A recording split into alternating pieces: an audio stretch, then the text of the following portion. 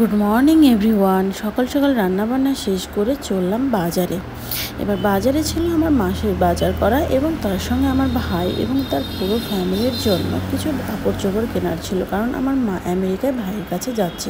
চলুন তবে আপনারাও আমার সঙ্গে বাজারে। প্রথমে চলে এলাম মুদিখানার দোকানে। বাজার শেষ করে চললাম ব্যাংকে। আমি ব্যাংকের ভিতরে আপনাদের দেখাতে পারবো না, ব্যাংকের কাজ সেরে চলে এলাম কাপড়ের দোকানে।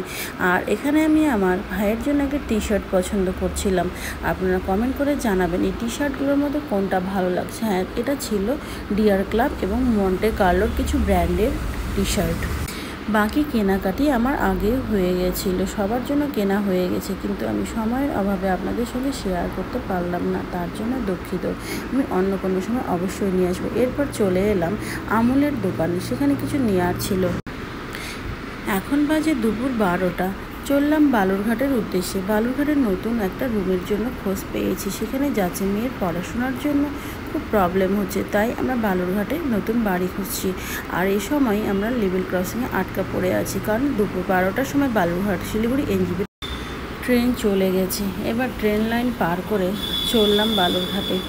দুদিকে কি সুন্দর যে প্রাকৃতিক দৃশ্য, দেখেই যেন চোখ জুড়িয়ে যায়। আমি আপনাদের একটা জিনিস দেখানোর চেষ্টা করছি, কতটা জুম করতে পারবো দেখুন। ওখানে বালুরঘাট স্টেশনের পরেই একটা কিছু ডোম টাইপের তৈরি হয়েছে। আপনারা যদি জেনে থাকেন ওটা কি, অবশ্যই কমেন্ট করে জানাবেন। এবার অবশ্যই চলে এলাম সেই ফ্ল্যাটে।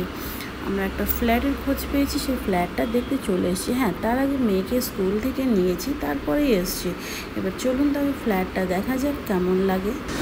ফ্ল্যাটটা ছিল সেকেন্ড ফ্লোরে। একেবারে যে খুব একটা খারাপ ছিল তা নয়। চলুন তবে সবাই মিলে একসঙ্গে ঘুরে দেখি।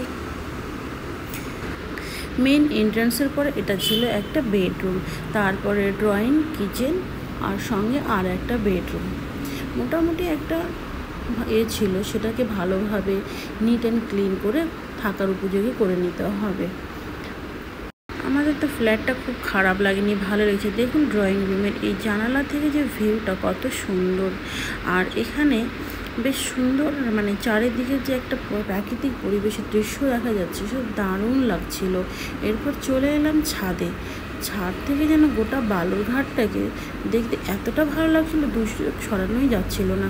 চলুন আপনাদেরকেও দেখাই যে ছাদ থেকে বালুরঘাটটাকে কত সুন্দর লাগছিল। আমাদের এই নতুন ফ্ল্যাটটা আপনাদের কেমন লাগলো সেটা অবশ্যই কমেন্ট করে জানাতে ভুলবেন না।